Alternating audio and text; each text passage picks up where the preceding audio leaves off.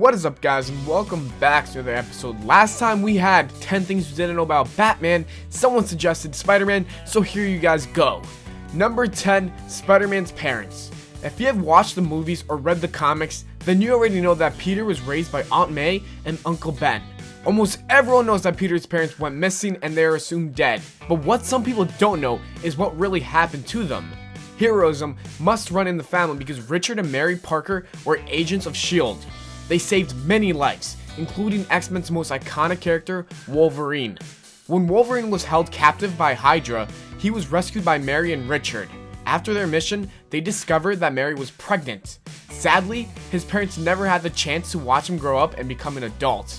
When Peter was 6 years old, his parents were investigating Albert Malik, the third Red Skull. As soon as Red Skull found out that Mary and Richard were spying on him, he hired an assassin to kill them. The assassin sabotaged their plane and caused it to crash, which is how Peter's parents died. Number 9, he was never really that much of a nerd. A big reason why Spider-Man has become a fan favorite superhero is because he is very relatable. Whenever someone hears the name Peter Parker, they usually imagine a nerdy teenager. Even though it's true that Peter is a nerd, he wasn't always like that in the comics. In matter of fact, as soon as he was bitten by the spider and was granted amazing powers, Peter gained a massive amount of confidence. In the 7th issue, he already had a girlfriend and had no longer wore his glasses. In the 8th issue, he decided to beat up his longtime bully in front of the entire class. After Peter graduated high school, Liz Allen, the most popular girl in the school, confessed of having a crush on him. Some people even called him a womanizer because during his college years, he was in a love triangle with Mary Jane Watson and Gwen Stacy. Number 8, Dr. Octopus stole his body. One very controversial storyline involves Spider-Man switching minds with his enemy, Dr. Octopus. When this happened, Peter died in Otto's broken body. This did not mean that Peter was completely gone forever because a small fragment of his mind still remained in his original body. Dr. Octopus wanted to create a superior Spider-Man and ended up doing some unforgivable things. When he was in Peter's body, he murdered villains, and there was a time when he considered seducing Mary Jane. There were a few good things he did, like giving Peter a PhD and starting his own company.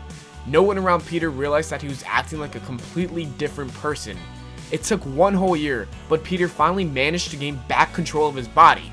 Dr. Octopus realized that he was doing more harm than good, so he allowed Peter to take his body back.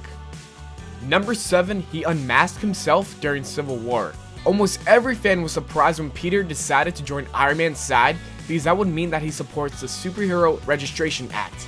Out of all the Marvel heroes, Spidey is one that many thought would be on Captain America's side. As most people know, Peter has made many enemies in his life, which is why he always kept his identity a secret. Tony Stark convinces Peter that revealing his identity to the public will be amazing for the cause. Finally, Peter believes that it is now time for the world to find out who Spider-Man really is, so he calls a press conference and tells everyone the truth. After he unmasks himself, Google literally breaks because everyone is trying to figure out who Peter Parker is. It didn't take long for Peter to realize that he just made a big mistake. Later on, he decides to join the anti-registration side. Number 6, he has died more than once. Since Spider-Man is such an iconic character, the chances of him dying and never coming back are very, very low. Marvel would never risk killing him off because they would lose many fans, but that doesn't mean that they can't keep him dead for a short period of time. After fighting Green Goblin for the last time and saving his city, Peter ends up dying from his wounds. The saddest part of the storyline was when Tony Stark drives Aunt May to the funeral. She was hoping that it would be a small service, but instead thousands of New Yorkers came to honor his death. Another time he died was when he tried to save a mother and daughter from a chemical explosion. He ends up going to limbo and has an argument with Thanos because he believes that Spider-Man shouldn't even be a hero since all he does is make everyone's life miserable by attracting more villains into New York City. Eventually, Death decides to side with Peter and sends him back to the Earth so he can go back to living. Number 5, Gwen Stacy and Norman Osborn. Many people can agree that the weirdest thing that has ever happened in the Spider-Man comics was the Sin Pass storyline. If you're a big fan of the relationship between Peter Parker and Gwen Stacy, then you are not going to be happy to know that Spidey's biggest enemy impregnated his girlfriend.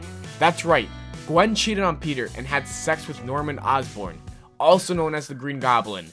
It doesn't really make any sense that the writers didn't like the idea of Peter being a father, but they were perfectly fine with the idea of Gwen having twins with a villain who later on kills her in the comic. Also, when the twins grow up, they attack Peter and attempt to kill him. It's a good thing that Marvel pretends as if the storyline never even existed because no one wants to remember it. Number 4, Leo as Spider-Man. Some people consider the Spider-Man trilogy the greatest superhero movies to ever exist. Tobey Maguire did an amazing job as Peter Parker, and he made everyone fall in love with the character. Many fans also really loved Andrew Garfield and Tom Holland's version of Spidey.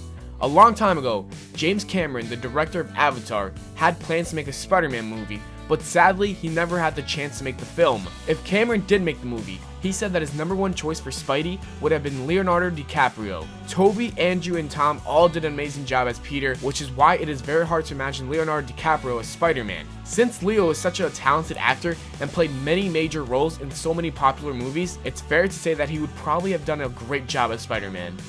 Number 3, not everyone liked the idea of Spider-Man. Having a nerdy teenager become the world's greatest superhero sounds like a great idea, but Martin Goodman, head of Marvel at the time, told Stan Lee that it was a rotten idea. The only reason why he didn't like Spider-Man was because he thought that children were going to be scared of the superhero. Goodman believed that fans were going to be scared of Spider-Man because most people are afraid of spiders. Of course, he was wrong because every single Marvel fan ended up loving Spider-Man. Instead of listening to Goodman, Stan Lee decided to create the character anyways, and that was the best decision he has ever made because Spider-Man is now considered one of the most popular superheroes of all time. Number 2, Michael Jackson and Spider-Man. It may be hard to believe, but there was a time when Marvel was going bankrupt. No one was buying their comics, and they were not making any money. If they wanted to save their business, they needed to think fast. Michael Jackson knew that Marvel was desperate for money, so he tried to buy Marvel, but they declined his offer. The biggest reason why Michael Jackson wanted to own Marvel is because he really wanted to play the role of Spider-Man in the movies. He talked to the creator of Spider-Man a few times and asked him if it was possible for him to have the rights to make a Spidey film, but Stan Lee said there was nothing he could do about it. The only way he could make the movie is if he went to the Marvel company and made a deal with them. Number 1, The Clone Saga. If you're only a fan of the Spider-Man movies and you have never read one of his comics before, then you probably never heard of this major story arc. Just like the Sins Past storyline, the Clone Saga is very controversial. In the original story, fans get to see the aftermath of Gwen Stacy's death and how it changed Spider-Man's life. Peter's very upset and he almost quits being a superhero. He discovers that a villain named Jackal, who was a biochemist at Empire State University where Peter and Gwen studied, was madly in love with Gwen. He blames Spider-Man for her death and creates identical copies of Gwen and Spidey. The reason why this comic received a lot of criticism is because in the second version of the Clone Saga, fans find out that Peter Parker is technically not the original Spider-Man. It turns out that Peter is actually the clone and Ben Reilly is the original one. Well, that's it for this video, guys. I hope you all enjoyed. If you did, don't forget to leave a like and subscribe for more. Let me know what you guys want to see next. Is another 10 things you didn't know about? Is another top 10? Just comment down below. Also, make sure to share this with your friends, your family, your cousins, your relatives, anyone out there. Just share it. Thanks for watching again. I will see you all in the next video.